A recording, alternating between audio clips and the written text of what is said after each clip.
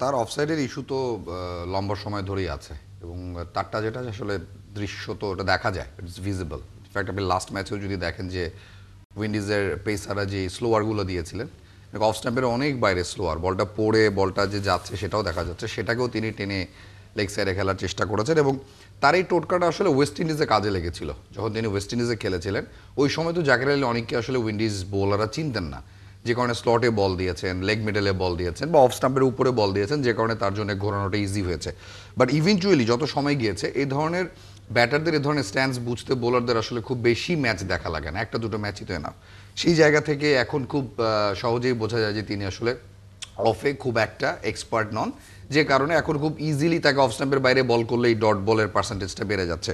তো শুধু জাকের কেন, আমি আমি যে একটু দেখে বলি যে আপনার লিটনের লাস্ট 5টা ম্যাচ, যদিও তিনি ইনজুরিতে ছিলেন, 23-5, 23-9, 28, এই হচ্ছে আমাদের ক্যাপ্টেনের অবস্থা। আপনি যদি জাকেরটা তো বললেনই 17, 18, 10, 10, 32 এভাবে।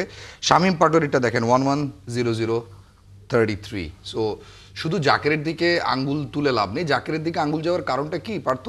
জাকের আসলে ক্যাপ্টেন্সিটা পেয়েছিলেন এবং আমাকে নোমান মোহাম্মদ খুব ভালো একটা কথা বলেছিলেন যে জাকের কি মানে ক্যাপ্টেন্সির আগে চুইংগাম চাবাতেন না? চাবাতেন তো, কিন্তু ক্যাপ্টেন্সির পরে চুইংগাম চাবানোটা নিয়ে সবাই কথা বলেছে। ক্যাপ্টেন্সির ব্যাপারটা এরকম, যেটা মিরাজের 8-9 বছর ধরে কখনো কথা হয়নি, ওই ক্যাপ্টেন্সি পাওয়ার পরেই ওয়ানডেতে বাংলাদেশ আরব আমিরাতের এগেনস্টে হোয়াইট ওয়াশ হওয়ার পরেই কিন্তু মিরাজকে নিয়ে কথা হয়েছে যে এই মিরাজ চলে না, ক্যাপ্টেন্সি হয় না।